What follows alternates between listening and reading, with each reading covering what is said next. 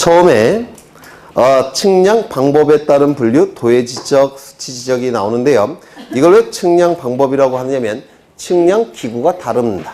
측량 기구가. 이러한 측량 기구가 있어요. 이렇게 생긴 측량 기구가 있는데 이 측량 기구를 평판 내지는 측판 또 내지는 산발이라고 불러요. 산발이. 발이 3개라고 해서 산발이라고 부르는데요. 이게 다리가 짝수개면 움직인답니다. 요게. 그런데 홀수개 3개면 5개도 움직일 텐데 3개면 이게 안 움직인대요. 그래서 관측이 정확하게 된답니다. 그래서 측량기구는 전부 다 다리가 3개입니다. 그 중에서 최초로 만들어진 측량기구가 저 측판, 평판이라는 측량기구인데요. 처음에 만들어졌기 때문에 요거 가지고 산발이라고 불러요. 다른 측량기구도 다 다리가 3개인 것 같지만 처음에 만들어진 측량기구라서 여기다가 산발이라고 붙입니다. 평판, 측판, 산발이라고 부르는데요. 이 측량기구를 통해서 측량을 하게 되면 평판 측량 내지는 측판 측량이라고 부릅니다. 그런데 여기에 노트북이 연결되어 있는 경우가 있습니다. 노트북이 이렇게. 그러면 관측한 수치가 노트북에 자동적으로 입력이 돼서 계산을 해버립니다. 이를 전자평판이라고 불러요. 전자평판. 현재 우리나라에서 가장 많이 사용하고 있는 측량기구가 전자평판이라는 측량기구입니다. 이 전자평판 내지는 평판은 어떠한 정보를 수집하기 위한 측량기구냐면 경계를 수집하기 위한 측량기구입니다. 경계. 그럼 경계는 어디에 그려지는 정보냐면 그림 형태의 정보니까 어디에 그려지겠습니까? 도면에 그려지겠죠. 지적도, 임야도에 그려질 겁니다. 그래서 이 측판 측량은 경계를 수집하기 위한 측량이고요. 이 수집된 경계는 도면 위에 그려질 겁니다. 이렇게 그려질 거예요. 이렇게 그려질 겁니다. 지적도, 임야도라는 지적 공부에 이 경계가 그려질 겁니다. 이를 뭐라고 부르냐면 그림으로 풀어쓴 토지에 관한 정보, 도해 지적이라고 부릅니다. 그림으로 풀어쓴 토지에 관한 정보. 어렵지 않죠? 네, 한자 풀면 어렵지 않습니다. 그 다음에 또 하나의 측량기구가 있는데 이렇게 생긴 측량기구가 있습니다.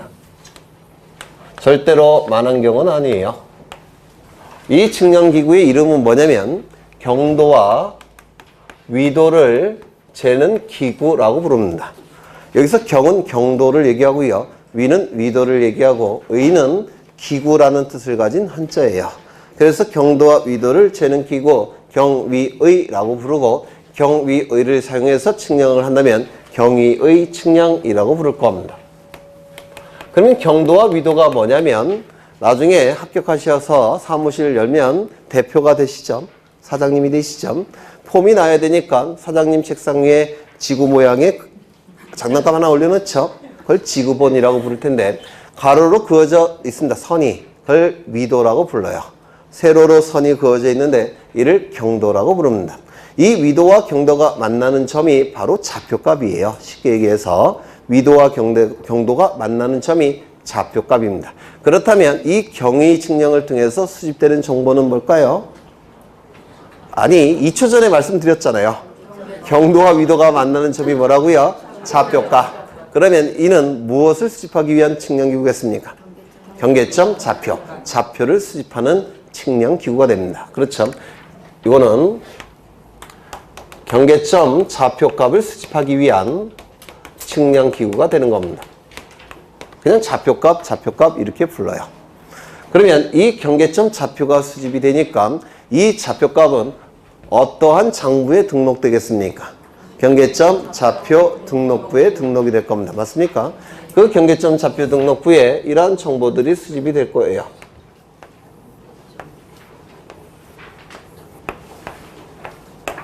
토지가 아까 말씀드린 바가 있는데 여기 경계점이라고 불렀죠. 그 다음에 여기가 X축, Y축, 여기가 원점이 될 테고 여기 좌표값이 수집되겠죠. 좌표값이 이렇게 수집이 될 겁니다. 맞습니까? 수치들이 나올 거예요. X좌표, Y좌표, X좌표, Y좌표, X좌표, Y좌표, X좌표, Y좌표 이렇게 수치들이 나오게 수집이 될 겁니다. 이때 이 경계점을 특정하기 위해서 숫자를 부여해요. 이렇게. 그래서 여기 1, 2, 3 이런 숫자가 나옵니다. 여기는 X좌표, Y좌표가 나올 겁니다. 좌표 등록부는 이렇게 생겼어요. 이때 이 숫자를 부호라고 부릅니다. 부호. 그리고 이 그림을 부호도라고 불러요. 숫자는 부호. 그러니까 좌표값을 특정하기 위해서 부호가 부여되어 있는데요. 숫자 형태로 부호가 부여되어 있는데 숫자를 부호. 그리고 이 그림을 부호도라고 부릅니다. 좌표 등록부에 등록될까요? 안 될까요? 될 겁니다. 부호 및 부호도는 좌표 등록부에만 등록되는 정보들이에요. 이때 숫자들이 이렇게 나올 텐데 예를 들어서 200, 300, 400, 100, 10, 20 이런 식으로 쭉 나오게 될 겁니다. 이런 식으로. 그렇죠? 이걸 뭐라고 부르냐면 이 정보는 수치 형태로 존재하는 정보죠. 그래서 수치 지적. 좌표 형태로 존재하는 정보죠. 그래서 좌표 지적이라고 부릅니다. 그래서 이 지적을 경계점 좌표 지적 내지는 수치 지적이라고 불러요. 수치 지적이라고 부릅니다. 그러면 여기 보신 바대로 측량 방법에 따른 분류가 됩니까? 측량 방법에 따른 분류가 되겠죠. 토지 표시 결정 방법에 따른 분류가 됩니까? 저쪽은 경계, 이쪽은 좌표. 그렇죠. 토지 표시 요소의 결정 방법이 될 겁니다. 그 다음에 여기 보시면 출제가 되는 건 뭐냐면 어느 것이 더 이해하기 쉬운가? 어느 것이 더 정밀한가? 어느 것이 더 비싼가? 요 세 가지가 도의 지적과 좌표 지적의 장단점으로 출제가 됩니다. 요게. 그럼 먼저 어느 것이 토지의 모양을 쉽게 판단할 수가 있습니까? 도의 지적. 이거는 유치원 다니는 친구들도 토지의 모양 알 수가 있죠. 여러분들 어른이죠. 이거 토지의 모양 알 수 있습니까? 몰라요. 저도 물론 모릅니다. 이건 전문 자격을 가진 자들만 알 겁니다. 맞습니까? 그러면 이해는 이쪽이 훨씬 쉬울 테고 어려울 겁니다. 즉 이러한 관계가 성립이 될 겁니다. 그렇겠죠? 그러면 장점은 도의 지적은 이해가 쉽고 그렇죠? 그 다음에 좌표 지적은 이해가 어렵고 단점이 될 겁니다. 그 다음에 정밀도는 어느 것이 정밀하겠습니까? 저쪽 거는 사람이 그린 거예요. 눈으로. 이쪽은 컴퓨터가 딱 계산해낸 겁니다. 어느 것이 정밀하겠습니까? 당연히 이게 훨씬 정밀도가 떨어질 테고 정밀할 겁니다. 이러한 관계가 될 겁니다. 그렇죠? 그 다음에 어느 것이 비쌀까요? 그랬더니 어떤 분이 요즘 컴퓨터 1000만 원짜리 노트북도 있으니까 이게 비싸겠다라고 말씀하시는 분도 있는데 이건 만안경처럼 생겼죠? 이건 수억짜리도 있습니다. 이쪽이 훨씬 비싸요. 그러면 어느 게 더 비용이 많이 들겠습니까? 이거. 이렇게 될 겁니다. 이렇게 될 겁니다. 이런 것들이 출제가 이루어집니다. 이런 것들이. 그래서 거기 보시면 파란색으로 색깔이 입혀져 있기 때문에 따로 줄칠 필요는 없을 겁니다. 여간 거기 보시면 경계 파란색으로 색깔이 칠해진데 거기 줄치시면 돼요. 네. 그 다음에 넘어가겠습니다.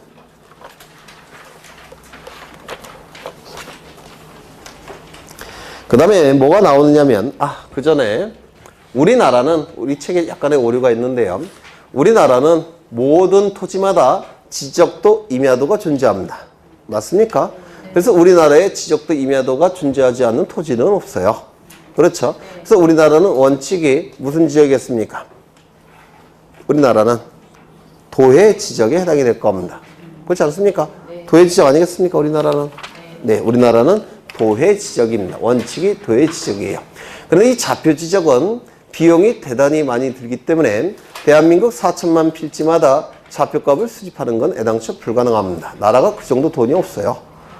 그렇죠? 따라서 이 도의 지적은 땅값이 비싼 토지, 땅값이 비싼 토지는 분쟁이 많이 발생을 합니다. 이 분쟁을 해결할 목적으로 이렇게 정확한 정보가 필요해요. 그래서 땅값 비싼 지역에 바로 수치 지적이 예외적으로 존재하는 겁니다. 좌표 지적은 예외적으로 존재하는 겁니다. 원칙은 도의 지적. 그렇죠? 그래서 산간 지역이건 도시 지역이건 다 도의 지적이에요. 모든 토지는 지적도 임야도가 존재하기 때문에 그렇습니다.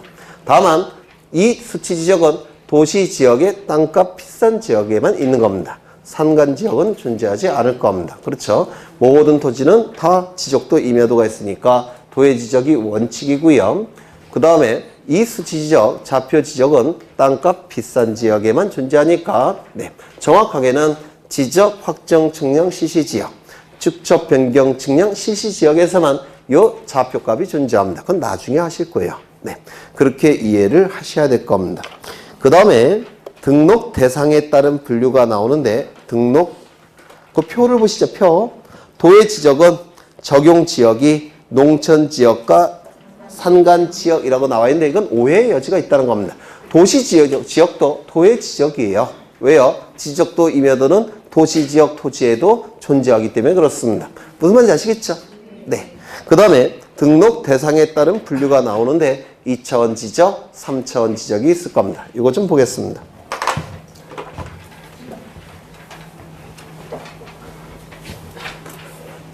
토지가 이렇게 존재합니다. 토지가 이렇게 존재하고요. 옆에서 본 겁니다. 따라서 여기는 땅속이 될 겁니다.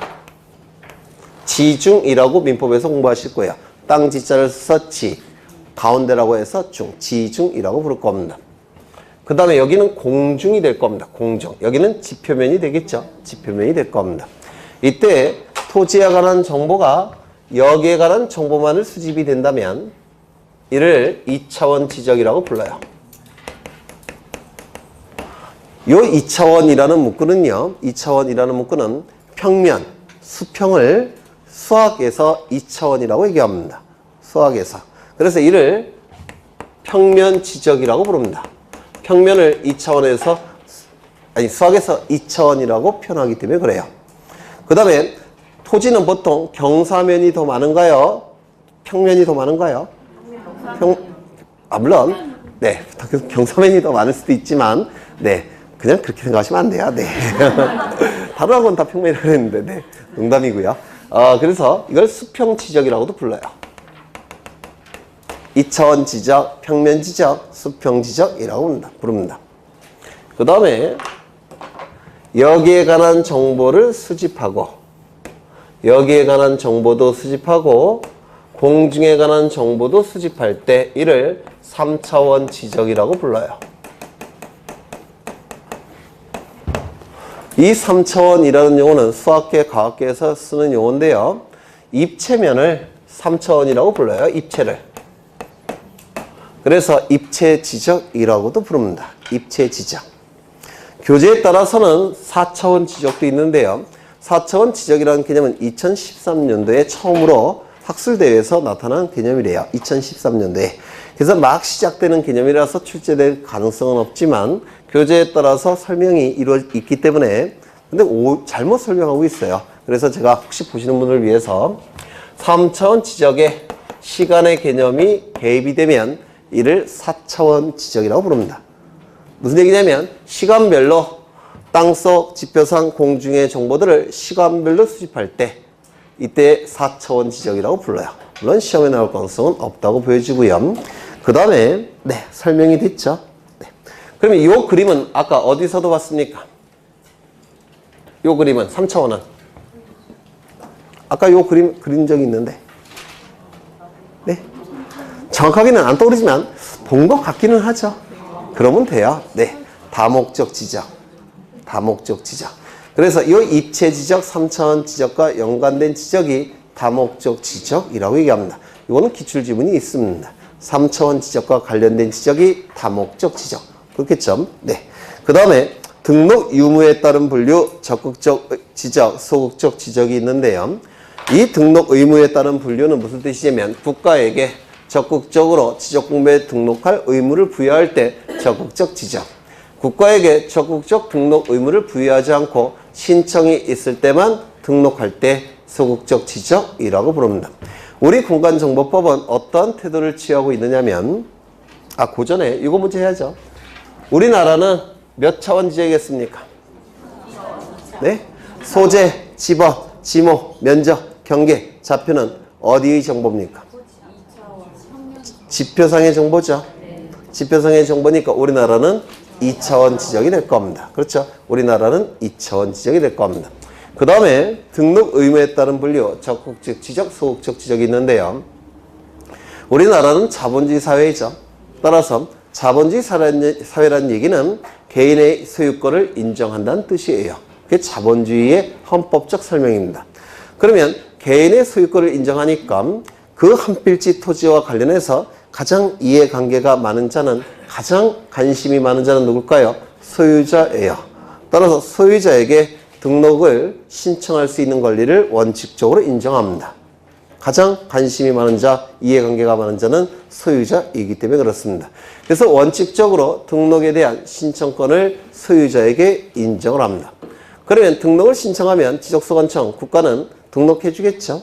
그런데 신청하지 아니할 때 마냥 기다려야 됩니까? 그건 아닙니다. 왜? 통치권 행사를 위한 정보이기 때문에 그렇습니다. 그래서 원칙은 소유자에게 신청권을 인정하지만 일정한 기간 동안 소유자가 신청하지 않게 되면 지적소관청은 직권으로라도 등록할 의무가 있습니다. 그렇죠? 그러면 등록할 의무가 지적소관청에게 인정이 되니까 우리나라는 적극적 지적입니까? 소극적 지적입니까?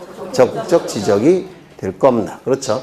그러면 우리나라의 지적제도는 맨 앞에서부터 보시면 법지적 단계죠. 두 번째, 원칙은 도해 지적, 예외적으로 수치 지적을 채택하게 될 겁니다.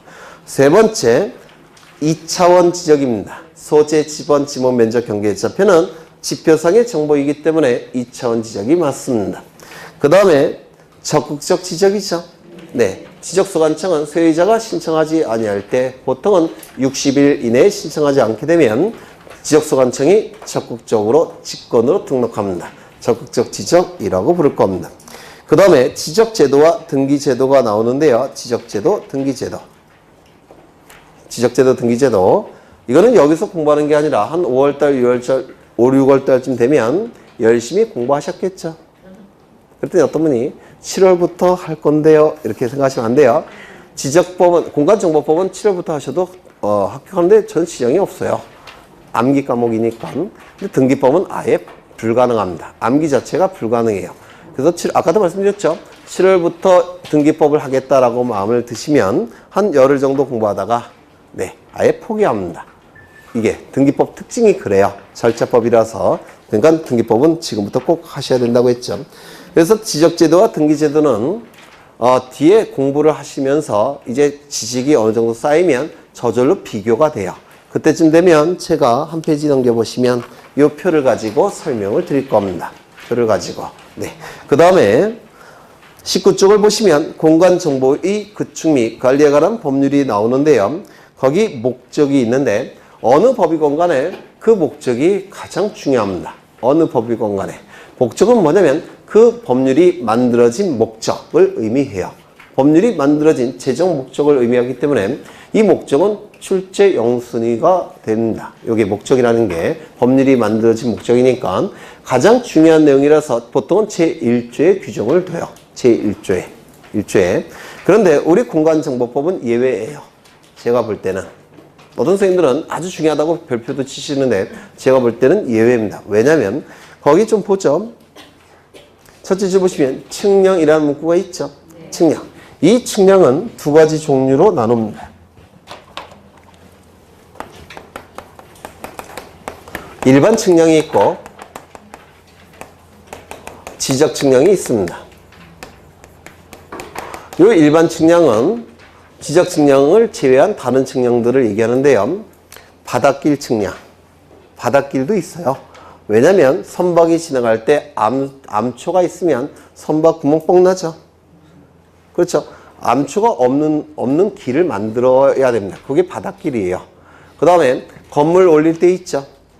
그렇죠. 그때도 제대로 올려야 되니까 측량해야 될 겁니다. 다리 놓을 때도 있죠.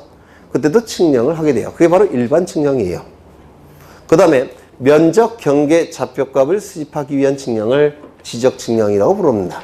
그러면 우리 공간정보법에서 우리 시험에 들어가는 것은 지적제도만 들어갑니다. 그러면 우리 시험에 출제되는 측량은 어느 거겠습니까? 요게 시험에 나옵니다. 요건 우리 시험에 나오지 않습니다. 그런데 요것마저도 제1조에 규정이 되어 있습니다. 거기 측량이라고 표현되어 있으니까 요 일반 측량도 공간정보법에 규정이 되어 있습니다. 그런데 이건 우리 시험법에 안 나오죠. 시험에 안 나오죠. 그래서 우리 시험에 나오지 않는 내용이 제1조에 들어가 있기 때문에 우리 시험과는 관련성이 조금 멀어지는 겁니다. 그 다음에 그 옆에 보시면 수로조사라는 문구가 있죠. 수로는 바닷길을 얘기해요. 바닷길. 바닷길. 암초가 있는 것을 피해서 길이 나 있습니다. 이 바닷길도 지적과 관련이 있습니까? 없습니다. 이건 바다지 토지가 아니에요. 그 우리 지적과 관련이 없는 내용이 또 들어가 있습니다. 시험에 나올 확률은 더 떨어집니다. 그 밑에 줄 보시면 해상교통의 안전이라는 문구가 있죠. 이것도 우리 지적과 관련이 없어요. 시험에 나올 확률은 더 떨어집니다. 그래서 우리 시험과 관련이 없는 내용이 우리 공간정보법에 들어온 시점부터 한 번도 출제된 적이 없습니다. 그 전에는 단골로 출제가 됐었어요. 근데 지금은 제가 볼 때는 나올 가능성이 없다라고 보여지고요.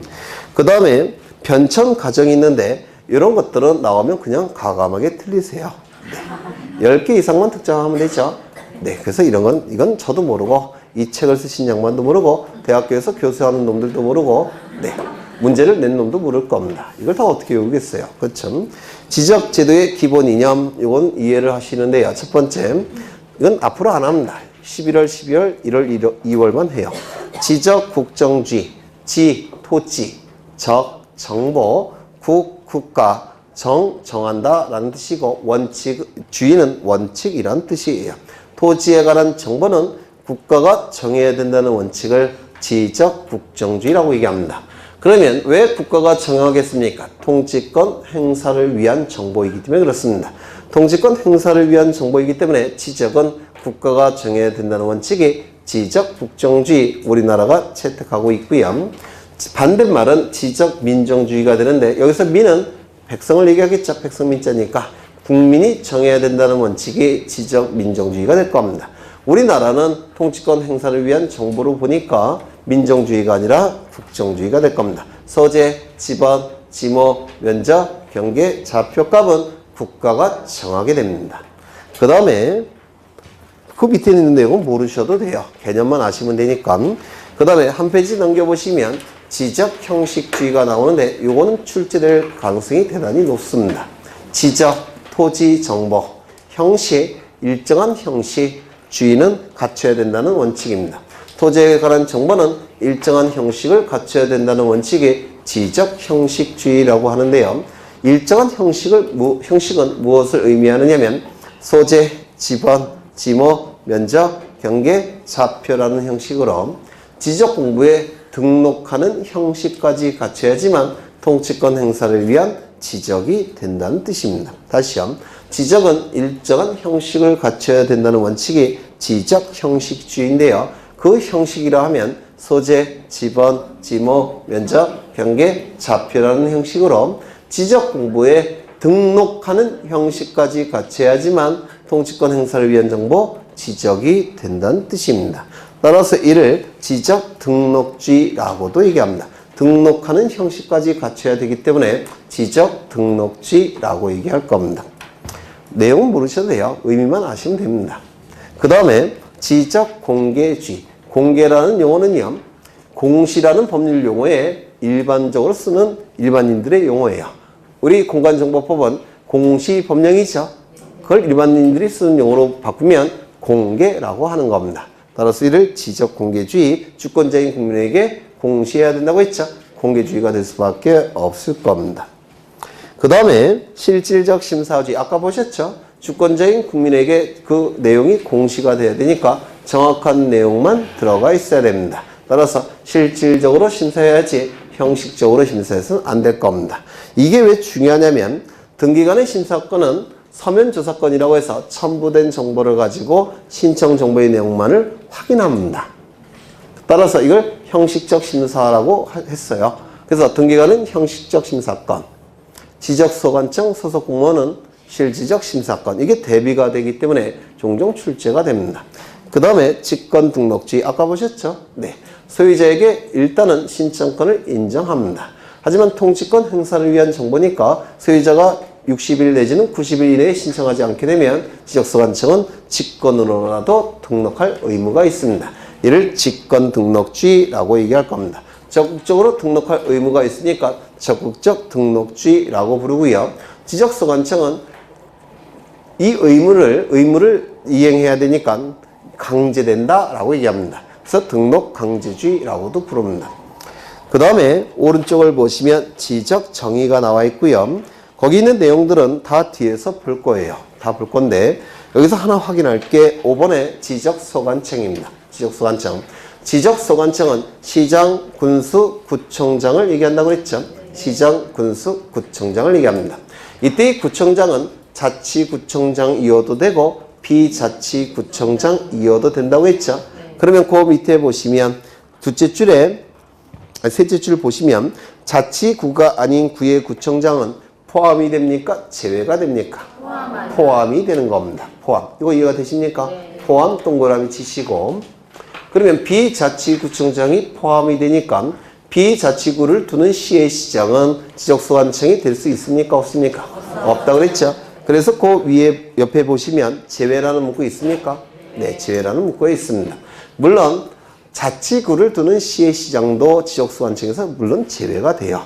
그래서 구가 있는 시의 시장은 지적소관청이 될 수가 없고 구가 없는 시의 시장만 지적소관청이 될 겁니다. 그렇죠? 이미 설명이 됐고요. 한 페이지 넘겨보시면 7번에 연속 지적도라는 개념이 나오는데 이것도 출제될 가능성이 대단히 높습니다. 거기 첫 번째 줄에 전자측량을 하지 아니하고 라는 문구 있습니까? 이거 꼭 기억하셔야 돼요. 왜 네. 이게 근시이면서 노안이니까 잘 안 보여요. 안타깝죠? 네. 그래서 안경 2개를 갖고 다녀요. 여러분들도 얼마 안 남았습니다. 네. 지적 측량을 하지 아니하고 이거 밑줄 치시고요. 지적 측량을 하지 아니하고 왜 지적 측량을 하지 않느냐면 컴퓨터 파일 형태로 만들어진 지적도를 컴퓨터 프로그램을 통해서 이걸 붙인 거예요. 옆으로. 그러면 지적도나 임야도는 반드시 측량이 필요해요. 측량을 통해서 지적도나 임야도가 만들어졌죠. 그 만들어진 지적도를 컴퓨터 프로그램을 통해서 붙여놓은 겁니다. 그러면 연속 지적도만을 위해서 측량할 필요가 있습니까? 없습니까? 없어요. 지적도를 만들어낼 때는 당연히 측량이 필요하지만 측량을 통해서 지적도가 이미 만들어졌다면 그 지적도를 붙인 거에 불과하기 때문에 연속 지적도는 지적 측량을 하지 않습니다. 이거 좀 기억해 두셔야 되고요. 그 다음에 거기 옆에 보시면 파일을 이용하여 라고 되어 있죠. 종이로 된 것은 풀을 붙이면 지저분해져요. 그래서 연속 지적도는 컴퓨터 파일 형태만 존재합니다. 파일을 이용하여 그것도 기억하시고요. 그 다음에 그 밑에 보시면 측량에 활용할 수 없는 도면이라는 문구 있죠. 요거 밑줄 치시고 거기 없는 애 동그라미 치십니다. 없는 애. 보통 지적도나 임야도는 측량에 이용할 수가 있습니다. 지적 측량에 사용할 수가 있어요. 그런데 이 연속 지적도는 지적 측량에 이용할 수가 없습니다. 왜 그럴까요? 네.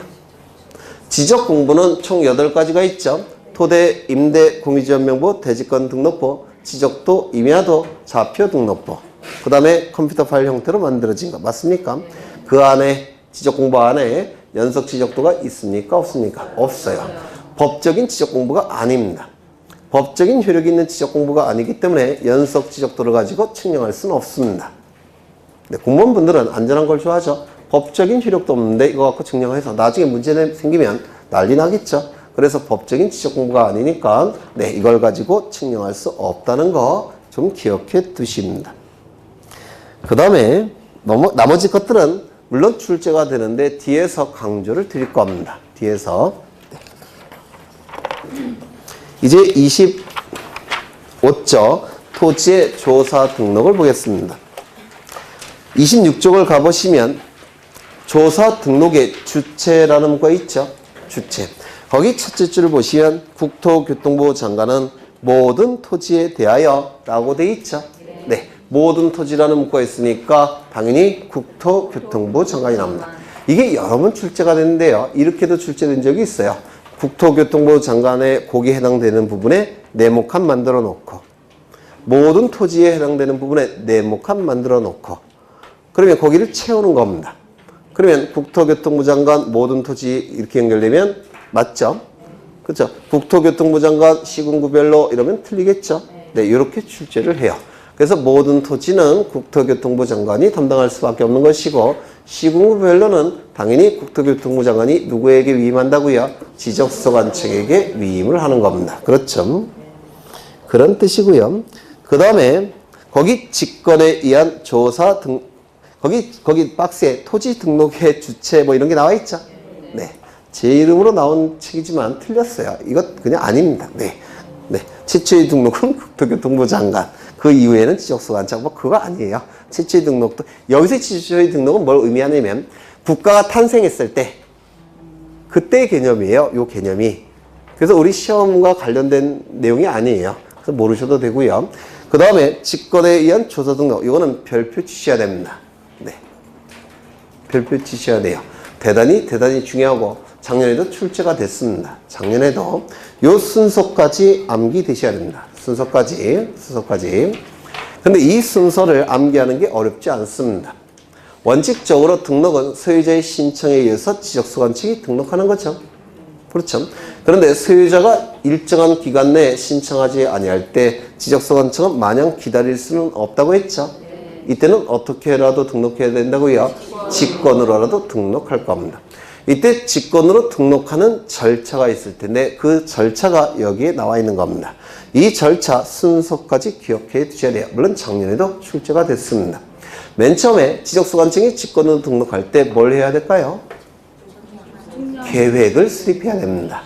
계획을 당연히 먼저 수립해야 되겠죠. 이때 수립되는 계획은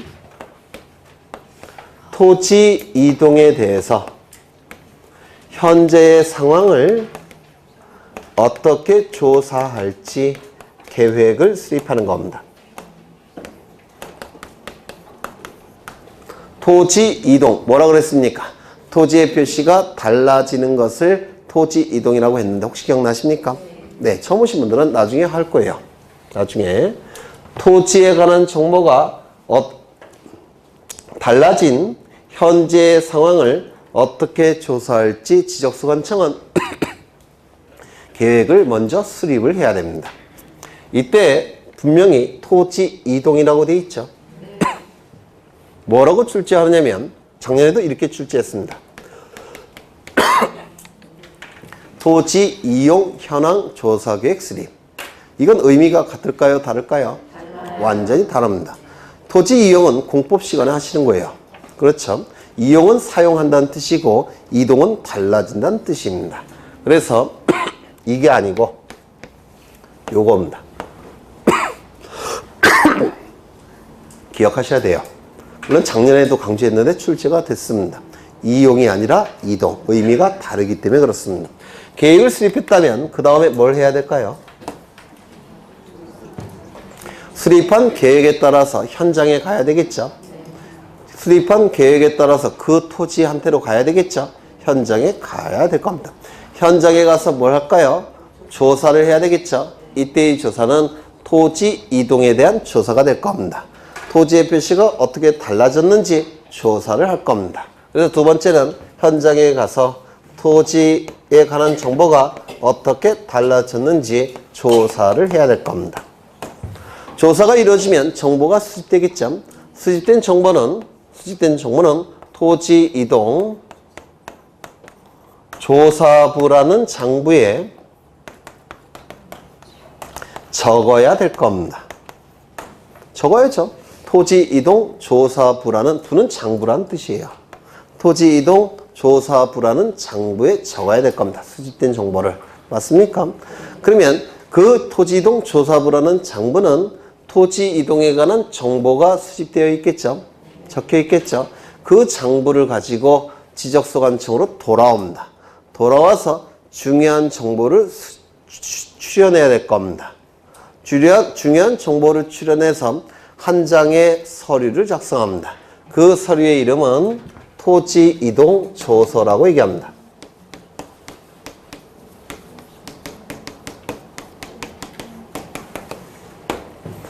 장부에 적혀진 정보 중에서 중요한 정보를 추려냅니다.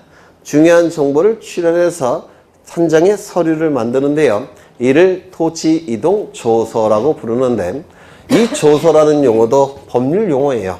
어떤 의미가 있느냐면 국가기관이 만든 서류를 조서라고 부릅니다. 국가기관이 만든 서류 조서. 여러분들도 잘 아시는 조서가 있어요. 피의자 신문조서. 누가 작성했을까요? 경찰관이. 피고인 신문조서 누가 작성을 했을까요? 검찰이. 아니, 법원이. 그렇죠? 네. 그래서 조서라는 문구는 국가기관이 만든 서류를 조서라고 불러요. 우리 법에서. 네. 그래서 지적소관청은 토지 이동에 대한 조서를 작성합니다.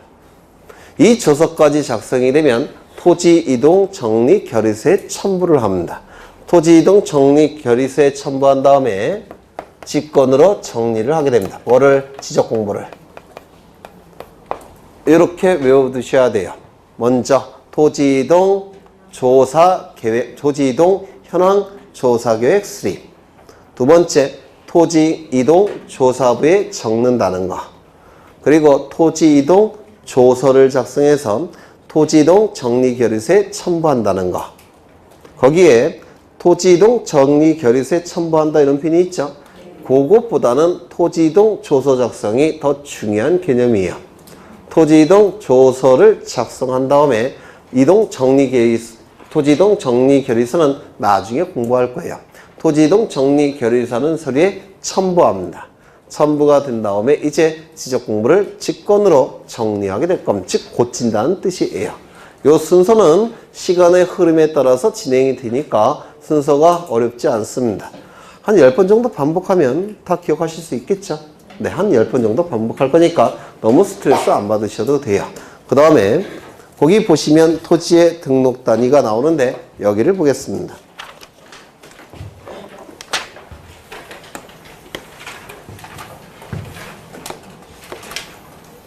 아까 그린 그림을 다시 확인을 해보면 이렇게 그려졌다 그랬죠? 여기는 38선이 아니라 휴전선이라고 했습니다. 그렇죠? 휴전선. 여기에 대한민국 전 국토가 쪼개진다고 했죠? 어떤 단위별로 쪼개진다고 했습니까? 지방부여 지역 단위로 쪼개진다고 그랬죠? 지방부여 지역별로 쪼개집니다. 구체적으로 어느 지역을 얘기합니까? 도시지역은 동, 농촌지역은 리를 얘기합니다. 이때 지방부여 지역, 즉 동지역과 리지역은 다시 이렇게 선이 그어져요. 인위적으로 선이 그어집니다. 이걸 뭐라고 얘기했습니까? 필지라고 불렀습니다. 필지. 그 다음에 여기도 이렇게 필지가 구획이 될 겁니다. 이때 이 하나를 한필지 토지라고 말씀을 드렸죠. 이게 한필지 토지가 될 겁니다. 이 한필지 토지에 관한 정보가 수집이 될 테고, 이 수집된 정보는 지적공부라는 공적인 장부에 토지 표시에 관한 정보와 소유자에 관한 정보가 등록이 될 테고, 물론 등록은 지적소관청이 등록을 합니다. 원칙은 신청, 예외는 직권. 그렇죠? 원칙은 소유자의 신청, 예외는 직권. 등록된 정보는 지적소관청이 등록한 정보는 지적소관청에 의해서 관리가 이루어질 테고 주권자인 국민에게 공시가 될 겁니다. 이때 수집되는 방법은 두 가지가 있죠. 소재, 지번, 지목은 조사, 면적, 경계, 좌표값은 측량. 기억나십니까? 이때 이 필지의 개념이 뭐라고 했습니까? 지적공부에 등록되는 토지의 단위를 필지라고 말씀을 드렸죠. 이 필지는 지적공부에 등록되는 단위이기 때문에 대단히 중요합니다. 그래서 성립요건까지 기억하셔야 돼요. 한필지 성립요건 6가지가 있다라고 했는데 처음 오신 분들은 암기되셔야 됩니다. 첫 번째, 지번부여 지역이 동일할 것. 지번부여 지역이 동일할 것. 두 번째, 소유자가 동일할 것. 소유자가 동일할 것. 세 번째, 지목이 동일할 것. 지목이 동일할 것. 네 번째, 집안이 연속적일 것. 집안이 연속적일 것. 다섯 번째, 축척이 동일할 것. 축척이 동일할 것. 여섯 번째, 등기 여부가 동일할 것. 이렇게 6가지의 성립 요건이 있습니다. 이걸 외우셔야 되는데 이거 자체로 출제한다고 했죠. 이거 자체가 출제가 됩니다. 다음 중 한 필지 성립 요건이 아닌 것은 이라고 2번이나 출제됐어요. 최근에. 또한 두 필지 이상의 토지가 한 필지로 합쳐지는 것을 합병이라고 부르는데요. 두 필지 이상의 토지가 한 필지로 합쳐지는 것을 합병이라고 얘기하는데 합병에 의해서 한 필지가 만들어지죠. 그러면 합병 요건 안에는 한 필지 성립 요건이 있을까요? 없을까요? 있습니다. 그래서 나중에 합병 요건 굉장히 힘든 부분인데요. 그때 사용해야 되니까 이게 또 필요합니다. 만약에 이걸 안 외워두시면 합병 요건 양이 대폭 늘어나요. 그래서 이거를 그때 사용해야 되니까 또 외우셔야 됩니다. 이거 자체도 출제가 되고 합병 공부할 때도 중요하기 때문에 반드시 외우셔야 돼요. 처음 보신 분들은 암기하는 게 쉽지 않죠. 그래서 이렇게 두 문자를 따서 외우시면 돼요. 지, 소, 지, 지, 축 등. 지, 지번부여 지역이 동일할까? 소, 소유자가 동일할까? 지, 지목이 동일할까? 사용 목적, 토지의 사용 목적을 지목이라고 그랬죠. 달리 표현하면 토지의 주된 용도예요. 그래서 용도가 동일할 것, 뭐 같은 뜻입니다. 그 다음에 집안이 연속적일 것, 축척이 동일할 것, 등기 여부가 동일할 것, 요 6가지를 반드시 외우셔야 돼요. 지소, 지지, 축 등. 여기서 지번부여지역이 동일하다는 얘기는 이런 뜻이겠죠. 여기에 이쪽 지번부여지역과 이쪽 지번부여지역은 여기서 먼저 쪼개지죠. 이렇게 쪼개집니다. 그렇다면 양쪽에 걸쳐서 이렇게 한 필지가 존재할 수 있습니까? 없습니까? 없어요. 없어요. 이렇게 될 수 있습니까? 없어요. 왜? 먼저 쪼개진 다음에 그 안에서 또 분할이 되는 것이 토지니까 이렇게 한 필지가 될 수는 없습니다. 여기 먼저 쪼개지니까 이렇게. 그렇죠. 그래서 양쪽 지번부여 지역에 걸쳐서 한 필지가 성립되는 건 불가능합니다. 그러면 양쪽에 걸쳐서 존재하지 못하고 이렇게 먼저 쪼개져 있으니까 요것만 한 필지가 되는 거죠. 그러면 이 안에 있는 지번부여 지역과 이 안에 있는 지번부여 지역은 다시요. 이 안에 있는 지번부여 지역은 다 같은 지번부여 지역이죠.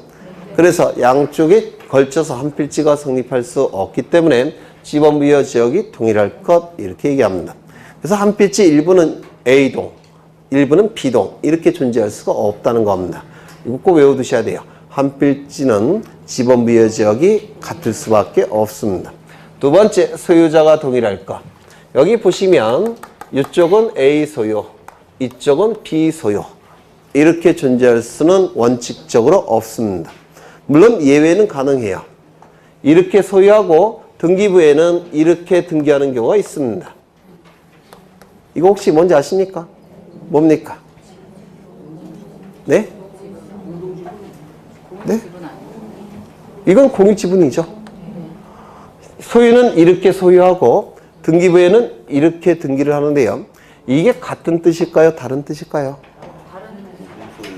네? 다른 의미예요. 요게. 나중에 민법에서 하시는데요. 상호명의신탁이라고 얘기합니다. 구분소유적 공유관계라고 불러요. 이게 민법에서 하십니다. 부동산 실권리자 명의등기에 관한 법률에서 공부를 하실 거예요. 상호명의신탁 또는 구분소유적 공유관계라고 부르는데요. 이건 극히 예외입니다. 극히 예외고 이렇게 소유할 수는 없습니다. 원칙이. 그래서 전체 A 소유든지 전체 B 소유든지 이것만 가능해요. 이거를 바로 소유자 동일할 것이라고 얘기합니다. 소유자가 동일할 것. 그렇죠? 그러면 이 개념 없이 등기부에 이렇게만 등기가 되는 것이 공유지분이에요. 그러면 이거는 소유자가 동일한 걸까요? 아닐까요? 이건 소유자가 동일한 겁니다. 나중에 공유 개념을 민법에서 공부하신 다음에 왜 동일한지는 제가 보여드릴 거예요. 민법에서 안 하실 테니까. 네, 이건 소유자가 동일한 겁니다. 지분의 개념을 이해하시면 자동적으로 이해가 되는 겁니다. 보통 지분의 개념을 이해를 못 하시는데 나중에 설명을 드릴 거고요. 그 다음에 세 번째, 지목이 동일할 것. 이건 이따가 보실 거고. 네 번째, 집안이 연속적일 것. 이걸 보시는데요. 이게 한강입니다. 그래 한 필지가 양쪽에 걸쳐서 한 필지가 될 수가 있느냐. 한 필지가 이렇게 존재한다면 관리하기가 이게 어렵겠죠. 공시 기능이 떨어지겠죠. 따라서 우리 공간정보법은 이렇게 한 필지는 될 수 없다라고 되어 있는 겁니다. 한 필지가 될 수가 없습니다. 이 강에 의해서 한 필지가 단절되었기 때문에 그렇습니다. 관리도 힘들고 공시 기능도 떨어지기 때문에 공간정보법은 한 필지 인정하지 않습니다. 또한 이러한 경우도 있을 겁니다. 여기가 낭떠러지예요. 낭떠러지 30m 여기서부터 여기까지 한 필지가 될 수가 있느냐. 이것도 당연히 관리가 힘듭니다. 공시 기능도 떨어져요. 지금 낭떠러지에 의해서 단절되어 있기 때문에 그렇습니다. 한 필지로 인정하지를 않아요. 관리도 힘들고 공시 기능도 떨어지기 때문에 그렇습니다. 이걸 뭐라고 얘기하느냐면 집안이 연속될 것 이렇게 얘기합니다. 단절돼서는 안 된다는 겁니다. 무슨 말인지 아시겠죠? 그 다음에 축척이 동일할 것 이것 좀 보겠습니다. 예전에 한 거지만 다시 한번 보겠습니다. 지금 이 토지는 3,300제곱미터입니다. 평으로 치면 1,000평이에요. 1,000평.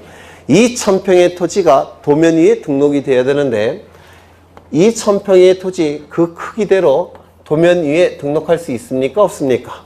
없습니다. 1,000평이나 되는 종이는 이 세상에 존재하지 않습니다. 그렇죠? 있다면 당연히 기네스북에 올라가겠죠. 네. 이렇게 큰 종이는 존재하지 않아요.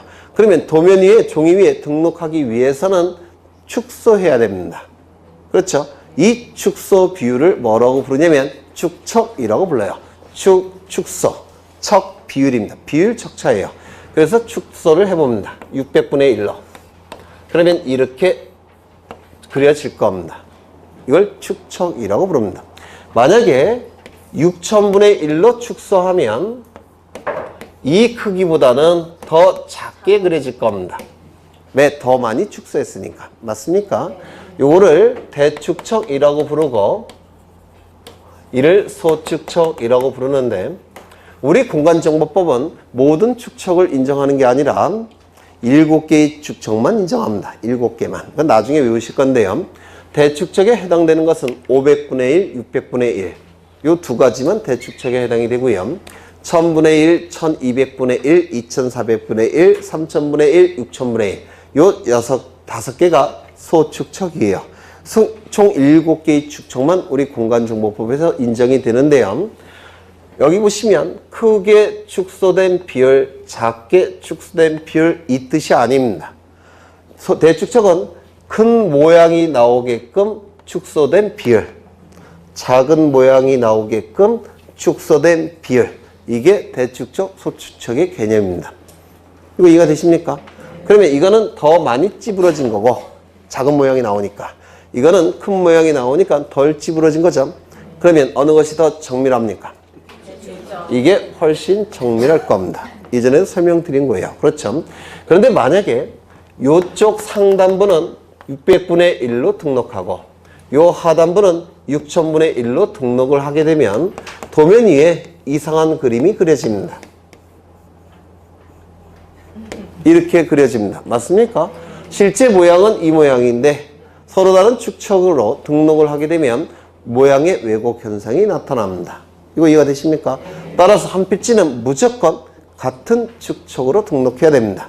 모양의 왜곡이 나타나는 것을 방지하기 위해서. 이게 축척이 동일할 것이라고 얘기합니다. 등기여부가 동일할 것, 우리 토지 등기부는 한 필지별로 등기부가 하나씩 있습니다. 따라서 한 필지 일부를 등기하고 한 필지 일부는 등기하지 않을 수가 없어요. 등기하든지 말든지 이것만 선택이 가능합니다. 그래서 등기여부가 동일할 것에 해당이 됩니다. 문제는 요거죠. 지목이 동일할 것. 이 지목이 동일하다는 얘기는 딱 한 6, 7분만 더 할게요. 지목이 동일하다는 얘기는 이런 뜻이에요. 이 토지는 논농사 토지입니다. 토지의 사용 목적은 논농사예요. 그러면 우리 공간정보법에서 논농사 토지는 지목을 뭐라고 정해놨느냐면 전답이라고 정해놨습니다. 논답자를 써서 답이라고 정해놨습니다. 그 다음에 이 논농사 토지는 필연적으로 관계수로가 필요합니다. 비가 많이 오면 물을 뽑아내야 되고 비가 적게 오면 물을 공급해야 돼요. 그래서 논농사 토지는 밑에 물이 찰랑찰랑 차 있죠. 그래서 관계수로가 반드시 필요해요. 그런데 이 관계수로의 역할을 하는 것이 뭐라고 그랬죠? 또랑입니다. 또랑. 그래서 논농사 토지는 보통 옆에 또랑이 있습니다. 또랑. 비가 많이 오면 물을 또랑으로 뽑아내고 적게 오면 공급을 해야 돼요. 또랑에는 또 뭐가 있습니까? 네? 거머리. 드물게 뱀도 있죠. 기억이 나요. 옛날에 할아버지 옆에서 이게 농사 지으시는데 저는 또랑에 가갖고 뭐 미꾸라지 잡다가 나오면 거머리 붙어 있고 운이 나쁘면 뱀도 있고 그런 기억이 나는데 옛날 생각나세요, 선생님? 네. 뱀을 발견하면 저는 이제 곱게 자라갖고 도망 다녔는데 친구들은 환호성을 지르죠. 유일하게 현금화 시킬 수 있는 거. 제 어릴 때는 독이 없는 뱀은 20원, 독이 있는 까치 독사는 150원 그랬던 것 같아요. 10만원짜리 100만원짜리 있죠. 백사 이런 거는 백사가 아니라 하얀 뱀, 백사 맞나요? 네, 그거는 뭐 10만원 100만원 뭐 이랬고 그런 기억이 나네요. 네. 이게 또랑은 한자로 국어라고 얘기합니다. 국어라고 불러요. 국어. 그래서 보통 시골에 이제 개발되지 않은, 경지 정리되지 않은 이런 논농사 토지는 보통 또랑이 옆에 붙어 있는 경우도 있어요. 그렇죠? 네. 그럼 지금 사용 목적이 두 개로 갈리죠? 이게 한 필지입니다. 그런데 한 필지가 두 개로 갈립니다. 사용 목적이. 맞습니까? 용도가 두 개로 갈려요. 그런데 지적공부에 등록되는 지목은 전체가 하나의 지목으로만 여기에 등록해야 된다는 겁니다. 설령 다른 용도로 사용되는 토지일지라도 한 필지 일부가 다른 용도로 사용되는 부분이 있다고 할지라도 이 전체는 지적공부에 등록이 이루어질 때는 하나의 지목으로만 등록해야 된다는 뜻이에요. 이게 바로 지목이 동일하다라고 얘기합니다. 이거 이해가 되십니까? 네. 이걸 멋지게 표현하면 이렇게도 표현합니다. 일필일목의 원칙이라고도 표현합니다. 한 필지는 지적공부에 등록이 될 때 그 지목은 하나의 지목으로만 등록해야 된다는 원칙, 일필일목의 원칙이라고 표현합니다. 같은 뜻입니다. 요게 지목이 동일할 것, 일필일목의 원칙 같은 뜻이에요. 그러면 여기다가 하나를 등록해야 되니까 두 개 중에서 하나를 선택해야 되는데 선택하는 방법은 뭐라고 그랬죠? 주지목 추정의 원칙, 주용도 추정의 원칙이라고 얘기합니다. 같은 뜻이에요. 주용도 추정의 원칙, 주지목 추정의 원칙 같은 뜻입니다. 일필일목의 원칙상 하나만을 선택해야 되는데 선택하는 방법은 주된 용도, 주된 지목을 선택해야 된다는 겁니다. 그러면 여기서 주종관계를 판단해 보면 또랑은 논농사 토지를 위해서 존재하지만 논농사 토지는 또랑을 위해서 존재하는 게 아니죠. 따라서 이게 주된 용도가 되고 이게 종된 용도가 될 겁니다. 그렇죠. 따라서 여기에 등록되는 지적공부는 지목은 뭡니까? 답으로 등록을 해야 됩니다. 일필일목의 원칙과 주지목 추정의 원칙상 답으로만 등록합니다. 그러면 이 종된 용도의 토지는 지적공부에 등록이 됩니까? 안 됩니까? 안 되죠. 따라서 이 부분을 뭐라고 부르냐면 용도가 다른 땅 일정한 양이, 용도가 다른 땅 일정한 양이 한 필지 안에 편입이 돼서 지적공부에 지목이 등록되지 않는 토지, 양입지라고 부릅니다. 일본식 용어라서 요가 생소합니다. 용도가 다른 땅 일정한 양이 한 필지 안에 편입된 토지라고 해서 양입지라고 부릅니다. 양입지. 이 양입지는 대단히 중요해요. 대단히 중요한데 3월달부터는 안 합니다. 왜? 11, 12, 1, 2를 했기 때문에 양입지. 이 양입지와 관련해서 두 가지가 출제가 될 텐데요. 첫 번째, 뭐가 출제가 된다고 했습니까? 요건. 두 번째, 뭐가 출제가 된다고 그랬죠? 양입이 제한되는 토지. 두 가지가 출제가 됩니다. 먼저 요건은 정확하게는 세 가지로 구분하는데요. 보통은 우리 교재에는 보통 두 가지로 서술되어 있습니다. 그림을 떠올리시면 돼요. 이게 한 필지라고 그랬죠? 이게 주된 용도, 종된 용도라고 했는데 이 또랑은 논농사 짓기 위해서 필요하죠. 이때 이 또랑이 양입지라고 그랬죠. 그러면 양입지가 되기 위한 요건은 첫 번째, 주된 토지에 편익을 위해서 설치돼야 됩니다. 그렇죠? 주된 토지의 편익을 위해 설치된 토지일까? 이게 첫 번째 요건이 될 겁니다. 두 번째는 이 전체가 한 필지니까 주된 토지와 종된 토지는 떨어질래야 떨어질 수가 없어요. 따라서 붙어 있어야 되죠. 두 번째 요건은 주된 토지에 접속되거나 둘러싸인 토지여야 됩니다. 맞습니까? 한 필지니까. 세 번째 요건은 이 용도와 이 용도는 같다면, 용도가 같다면 양입지라는 개념이 안 나오겠죠. 그래서 용도가 달라야 됩니다. 이렇게 세 가지 요건이 있는데요. 이거를 두 개로 축소한 겁니다. 첫 번째, 주된 용도의 토지의 편익을 위해 설치될 것. 두 번째, 주된 용도의 토지에 접속되거나 둘러싸인 토지로서 용도가 다른 토지일 것. 이렇게 요건이 나오게 되는데요. 요즘은 이 요건도 출제를 하는데 그림만 떠오르시면 골라내는 건 어렵지 않을 겁니다. 세 번째, 제약. 두 번째죠.